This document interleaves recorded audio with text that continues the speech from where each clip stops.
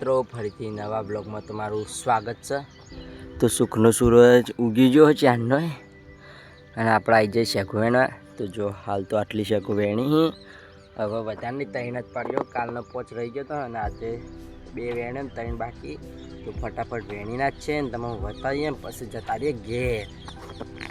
આપણે તો આવી ગયા હતા ઘેર શેકવેણી અને ચમન બનીએ તો બતાવી દઉં।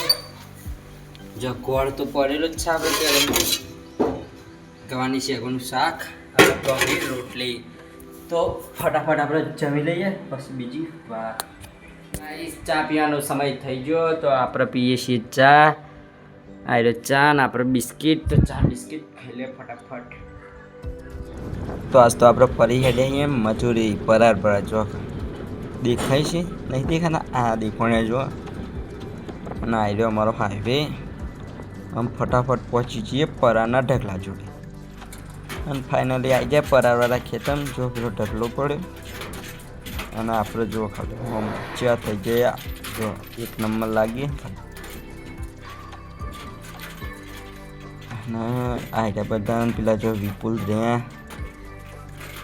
પરાર પર અને પરાર ભરીને ફટાફટ 2 કલાકમાં તો વર્તાય થઈ ગયા જો। અને આપણે જો રામપુરા આવીને તો બેસ્યા હતા ઠેઠ પરારના ઉપર ટોલામ। અને આજનો બ્લોગ આટલા ખતમ કરી છે। બ્લોગમાં લાઈક કરો, શેર કરો, ચેનલ પર નવા તો સબસ્ક્રાઈબ કરો, કોમેન્ટ કરવાનું તો ભૂલતા જ નહીં। જય માતાજી, બાય બાય।